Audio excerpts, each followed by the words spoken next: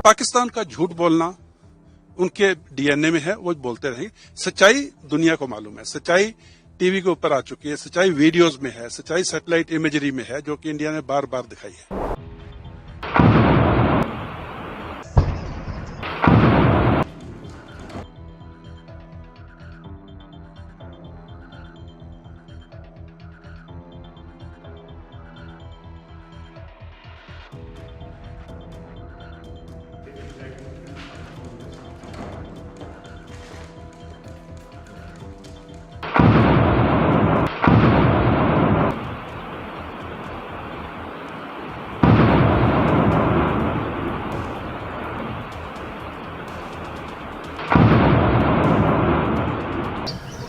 मस्जिद है।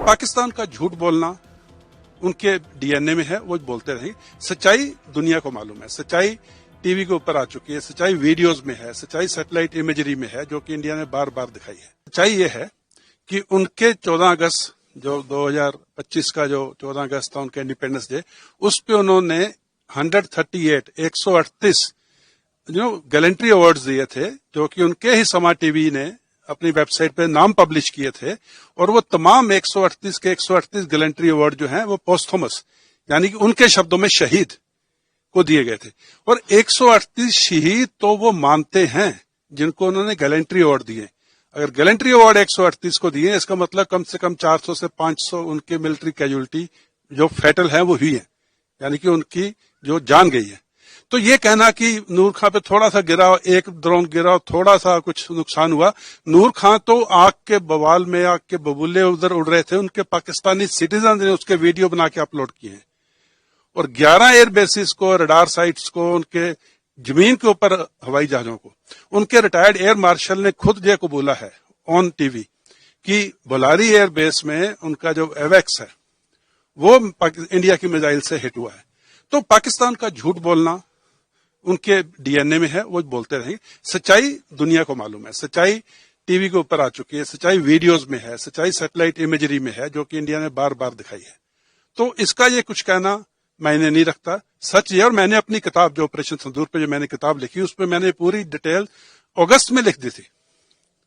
ये तो धीरे धीरे अभी मान रहे हैं, तो ये कोई नई बात नहीं है। झूठ बोलना उनका बेसिकली उनके डीएनए में है। वीडियो आया और पाकिस्तान जो राष्ट्रपति हैं आसिफ अली जी, उनका आया कि जब मैंने 4 दिन पहले कह दिया था कि जंग होने वाली है, और जब जंग हुई तो मुझे एक मेरे प्रतिनिधि ने कहा कि सर बंकर में छुप जाइए, तो मैंने कहा शहीद होना है तो यही होगी। मतलब इस तरह का उन्होंने एक्सेप्ट कर रहे थे कि वो भी कहीं ना कहीं छुपने की कोशिश कर, अभी तक वो एक्सेप्ट ये नहीं कर रहे थे। उसको, उस स्टेटमेंट को कैसे देखते हैं? आसिफ अली जरदारी मिस्टर 10% रह चुका है, तो आसिफ अली जरदारी के लिए झूठ बोलने का नई बात नहीं है। हाँ, रही बात जो कि मेरे किसी ने एडवाइजर ने बोला कि बंकर में आ जाइए, तो आसिम मुनीर भी बंकर में था। जब हिंदुस्तान ने नो टेरर टारगेट को हिट किया तो आसिम मुनीर भी बंकर में था। और अगर आसिफ जरदारी ये कहता है कि 4 दिन पहले मुझे मालूम था कि जंग होने वाली है, तो फिर हमारी एक भी मिसाइल जो नो टेरर टारगेट पे हिट की, उनमें से एक को भी रोक क्यों नहीं पाए? अगर उनको 4 दिन पहले से मालूम था कि इंडिया हमला करेगा, तो फिर उनकी तैयारी क्या थी? इसका मतलब उनका डिफेंस बिल्कुल जीरो है, और झूठ बोलना उनकी फितरत में शामिल है। तो ये मिस्टर 10% को ज्यादा सीरियसली मत लीजिए, ये उनका किरदार है, ये उनका, जैसे मैं दोबारा से कहूंगा, इनके भी डीएनए में झूठ बोलना है। और रही बात बंकर की, बंकर यस, तमाम लीडरशिप इंक्लूडिंग उनका chief of army staff bunker में थे जब हिंदुस्तान ने हमला किया।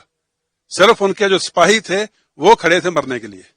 तमाम कमांडर, तमाम लीडर, तमाम पॉलिटिशियन बंकरों में थे। तो इससे ये दिखता है कि पाकिस्तान कितना ज्यादा डरा हुआ था, आज वो एक्सेप्ट नहीं कर रहा है, वो अपनी ब्रेवरी दिखाने की कोशिश कर रहा है। बट जिस तरह से स्टेटमेंट्स आ रहे हैं, दिन पे दिन हम बहुत सारे स्टेटमेंट्स देख रहे हैं, इससे साफ दिखता है कि पाकिस्तान बहुत डरा हुआ है, और वो ऐसी बातें करके वो अपनी ब्रेवरी को जानबूझ के लोगों के सामने लाना चाहता है। देखिए, डरना जो है ना, तथ्यों पे आधारित है, फैक्ट्स पे आधारित है।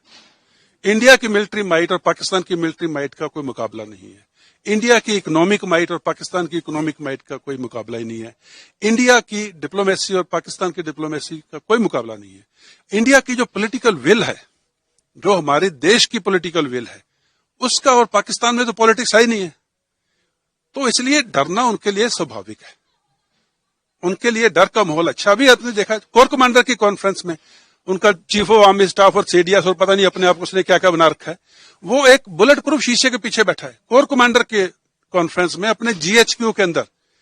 अगर कोई फौजी अफसर अपने हेडक्वार्टर में बुलेट प्रूफ शीशे के पीछे बैठ के बात कर रहा है अपने जो उनके सबॉर्डिनेट्स हैं, तो फिर डर तो अच्छा है ना, और होना भी चाहिए। बड़ी ताकत से माथा लगाओगे तो डरना तो पड़ेगा ना।